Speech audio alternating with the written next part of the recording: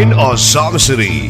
You're watching One TV News Channel. One TV News Channel. Serving you with information, news, sports, and public affairs.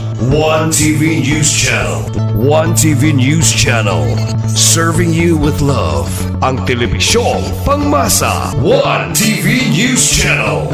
One TV News Channel.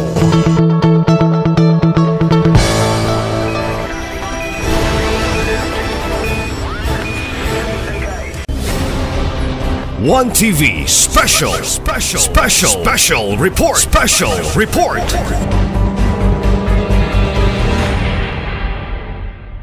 Okay, may kalam na kayo na ato ang ma-interview ang atong City Fire Marshal sa Tapuet sa Samison, si Fire Chief Inspector Carmelito V. Jonella. Sir, mayong tunay mo. Hapon na day. Yes sir, mayong hapon po. Additional na mga information para sa inyong investigation sa neta pong sulog na hapon. Yes sir.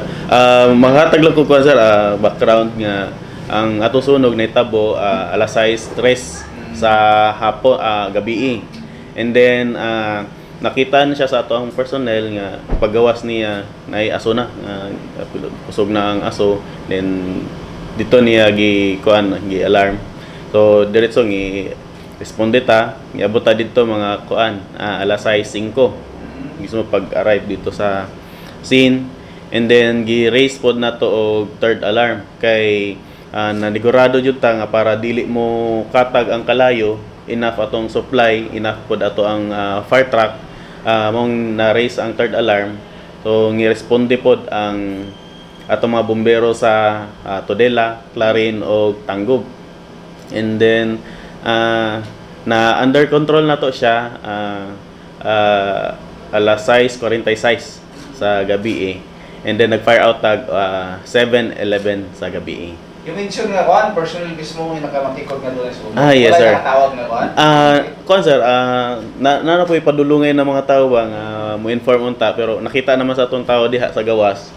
So maong na na lang po gi-alarm na jud niya diretso. May butong na sulian dayon. Yes sir. Kasi nakita yung difficulties sa sir, makita ko gamay kay ang daan ba sulod ba? Yes sir, gamay ang dalan unya napadji kurente. Nambuto ang kurente, so nag-request mi sa Welsi nga ma-cut off ang kurente para makapadayon tag for fighting kay risky pod sa parts sa atong mga bombero na madungag sa sa injured nga nato personnel. Ito sir, ako rin mismo hapit ko nakatunog sa kanang live wire sir. Yes sir. So ato lang darohon sa sir, sa kay mga initial nga mga hinungdan sa yes sir. Initially sir, suspected na mo siya kay tungod sa electrical ignition sa diha dool sa katong gisugdan nga second floor portion sa balay. Unya ipadayon pa jud namo ang investigation basin natay makuha nga CCTV footage o kanang kanang statement sa ato ang mga witnesses. Hindi ba ito sir ma-report sa pangalan sa katong unang sunod nga?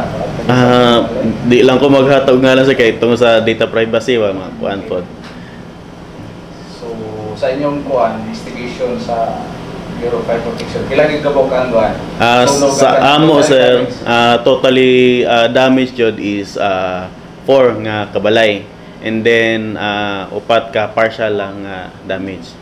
So sibo mo sa karon sa kuan kanang CSWD sa report. Yes sir. Nagdaghan mo to i-report na gabi? Yes sir, ang kuan sir, ang nag-rely mi sa number of individual kay sila man jud makakuan dito kung kinsa jud gapuyo makuha nila ang data.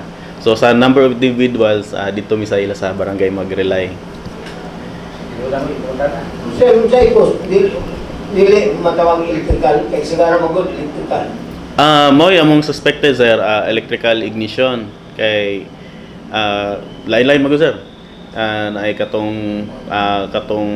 gikan jud sa wire nga nag-spark dayon ang uban aircon pod ang kuan hinungdan.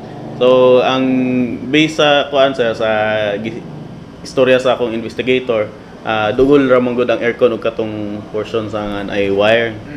So kanang lang siguraduhon jud namo unsa jud kuan source. So maong ongoing pa jud gyapon ang ato ang kuan investigation. Kaduha ni sir, na itabo nga medyo dako-dako yun ang damyo sa mga sunog kaya itong June. Yes. Katadma, Yes, sir. karon diri sa may tinago. Mm. Ito nakita sa problema ang crowd control kung sa pag-handle sa BFP ni. Ang sa diri sir sa Osamis ang sa Tinago wala kay problema sa mga tao kay nitabang man jud sila. Wala jud ka na bitaw magsinumok mo bira og host. Gahapon sa nakita nako dili sila mangilog og host. Tabang sila pag latag, tabang pud sila og pag bucket relay. Mo ako na-appreciate sa mga tao diri. O wala jud katong ging nang makita sa Facebook nga ga live raw niya wala jud gibuhat bisan unsa ba nga makatabang. So dito na ko na-appreciate ang atong mga kauban diri sa Tinago. So pag sa first responders kasi nakita dito. Wala na yung mga indoors sa tabang ng sabgig sa kalayo. Yes sir, na. Bisan gani ka ng host nga gamay sir, garden host kuan pod nila. Oh, so at makita na to ba nga willing jud sila mo tabang. Delikado mo tapitan grabe ka kon sikit-sikit ang balay dito gud. So napud kadtong mga kuan mosulod jud kay kuan kay ilang mga balay. So patabang pud ko sa kuan sa atong barangay nga ipagawas tong mga tao nga kuan gusto mo sulod jud mismo kay may tendency kuan ma-injured man jud sila. So, injured, sir. Na-reported sir isa. Sir. Katong mukuha ang tagpa katong giso ko sa iyan nga pakuha kwarta. Yes sir. Tapos naglagsik ang galing ko naglagsik ka daw sa agi ko nga gikas kurente ba na. Sir. Mong importante jud sir nga once na isunog dili na jud ta mubalik sa sulod sa balay. Kay mao mahinungdan ka ng mga matrap, madatugan sa mga debris, so may mga casualty. Pinakahoy sir no, paspas kayo ang kuan mo. Yes sir. Balik na wala. Sir. Kumusta response sa mga fire volunteer? Nindot sir kay grabe ang suporta nila sa ato diri sa kuan sa Osamis. Gahapon murag mga 5 sila Sarge, 5 ka kuan fire trucks ang i-responde. Ito sa mga balikan sa mga atong organization. Yes sir. Yes sir. Ang ato sir 5 pod sa Osamis and then na additional nga tulo from other fire stations. Sa fire station. Ang kuan sir Clarin, Tudela and Tangub. Passport 3C covered sa gapon. Yes sir. Paspas kayo nung pag-response sa atong masilingan na kuan. Giluhan ready. Gawas ako, panatapos sa kuan. Basta sayo lang jud nato kuan sir ma-monitor ang sunog.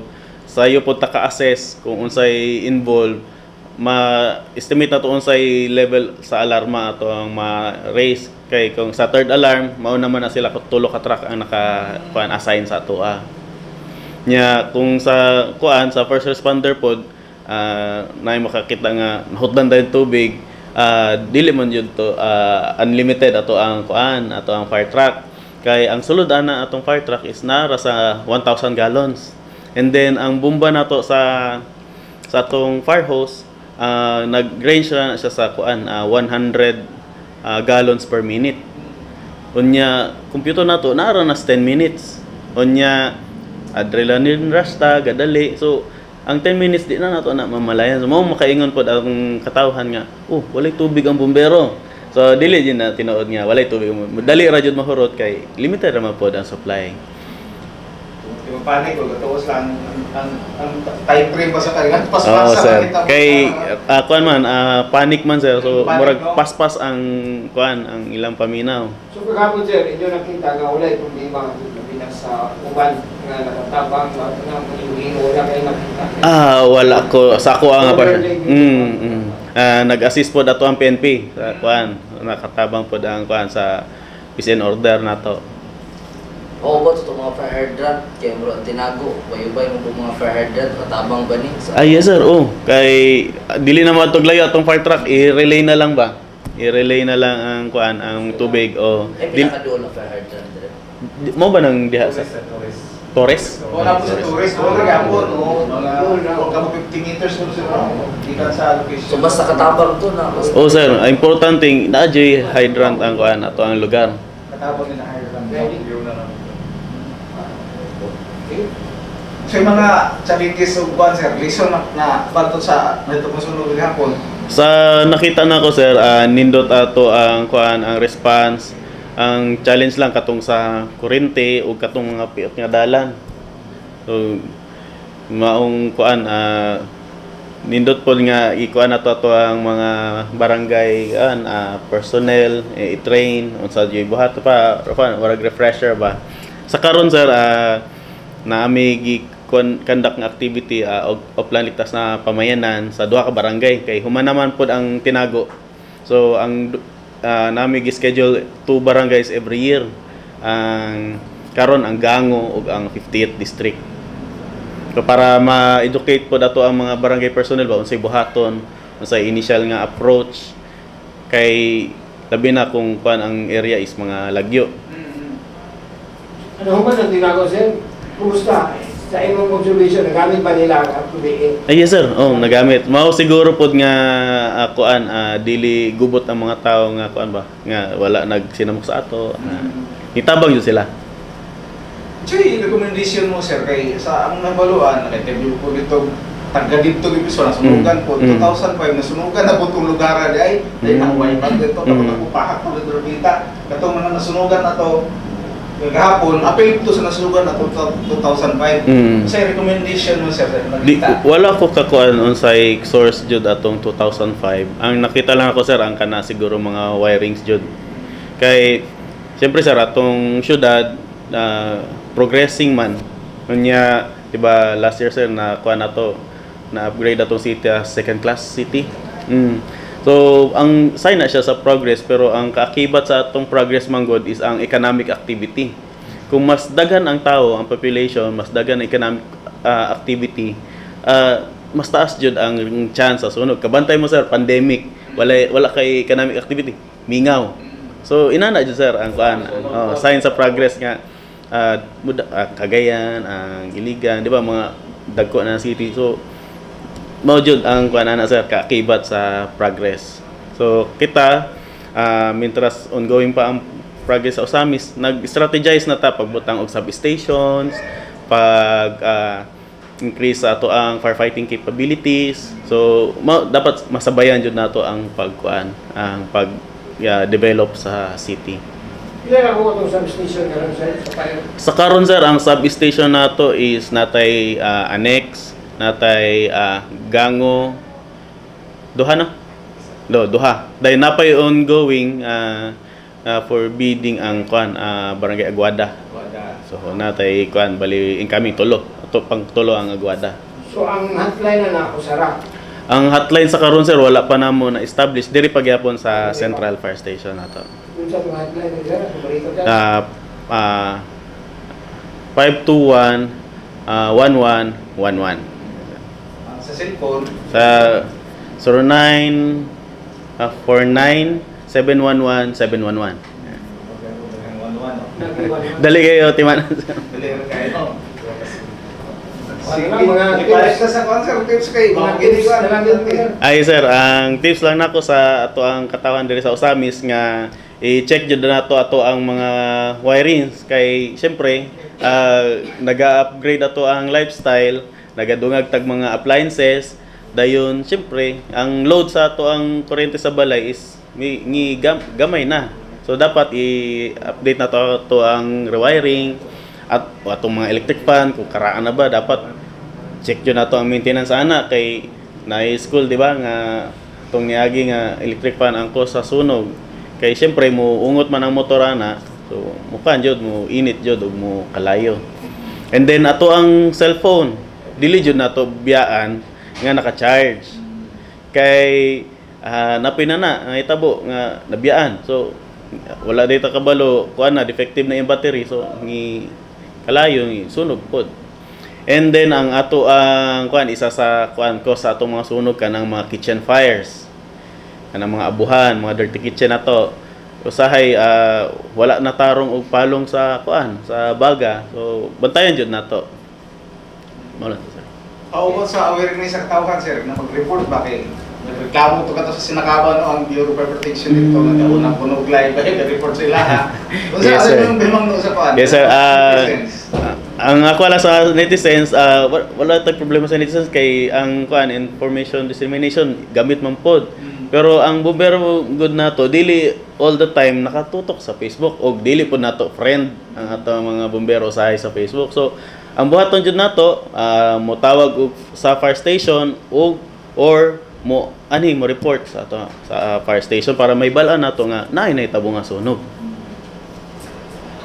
Okay, wala. Salamat sir. Salamat kayo, sir. Thank you, sir.